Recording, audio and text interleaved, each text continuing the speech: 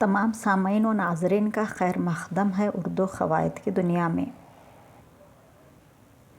आज के इस वीडियो में हम साबिक़े और लाहिक़े को जानने और समझने की कोशिश करेंगे। आइए इन अल्फाज को देख लेते हैं। ये साबिक़े हैं।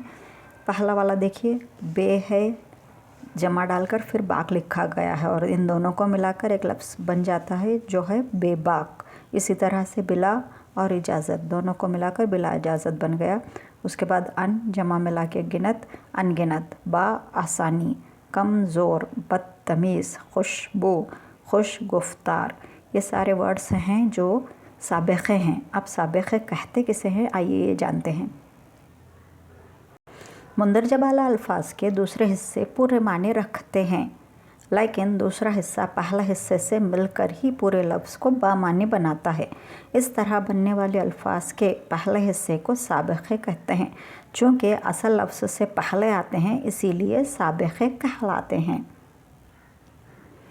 एग्ज़ाम्स में साबिक़े की दो मिसालें दो, या फिर स्पेशली 10th स्टैंडर्ड के बोर्ड में ये पूछा जाता है कि साबिक़े की दो मिसालें दो, तो किस तरह से लिखेंगे। ये देखिए यहाँ पे साबिक़े की कुछ मिसालें हैं। साबिक़ा है ज़ेर, तो ज़ेर के हम किस तरह से अल्फाज बना सकते हैं। ज़ेर एहतमाम बना लीजिए, ज़ेर ज़मी बना लीजिए, या ज़ेर सरपरस्ती बना लीजिए। उसी तरह से बे का बेअदब हो सकता है, बेआबरू, बेगैरत, बेशर्म भी हो सकता है। उसी तरह से कमगो, कम ज़र्फ़, कमयाब, कम उम्र, तो कम के इस तरह से साबिक़े बन गए। और आगे है अन का अनमोल, अनपढ़, अनजान या अनकही। उसी तरह से पुर साबिक़ा है और इस पुर के अल्फाज हैं पुरजोश, पुरहुजूम, पुरलुत्फ़, पुरनूर। और उसके अलावा सर का लफ्ज़ है। सर को किस तरह से ले सकते हैं, सरबुलंद, सरफरोश या सरकर्दा। इस तरह से हम साबिक़े बना सकते हैं।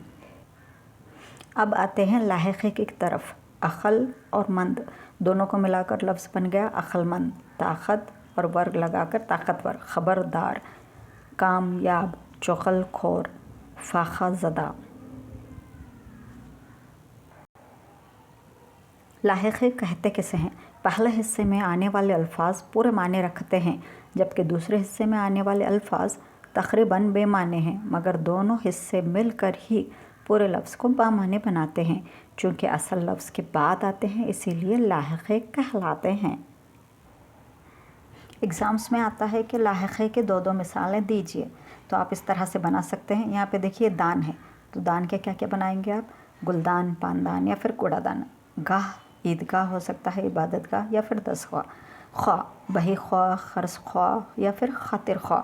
परस्त, परस्त का क्या बना सकते हैं हम, खुद परस्त, कौम परस्त या फिर आतिश परस्त। कार का क्या बनाएंगे, काश्तकार, अहलकार, बदकार या फिर फ़नकार। और मंद से क्या बन सकते हैं अल्फाज, दौलतमंद, खिरदमंद या फिर होशमंद। और ज़ार से बनने वाले अल्फाज हैं लालाज़ार, सब्ज़ाज़ार या फिर गुलज़ार। तो इस तरह से हम काफ़ी सारे लाहिक़े बना सकते हैं। तो आप मेरे वीडियो को लाइक, शेयर, सब्सक्राइब ज़रूर कीजिए। इंशाअल्लाह ताला अगले वीडियो में फिर से मुलाक़ात होगी। टिल देन, खुदा हाफ़िज़।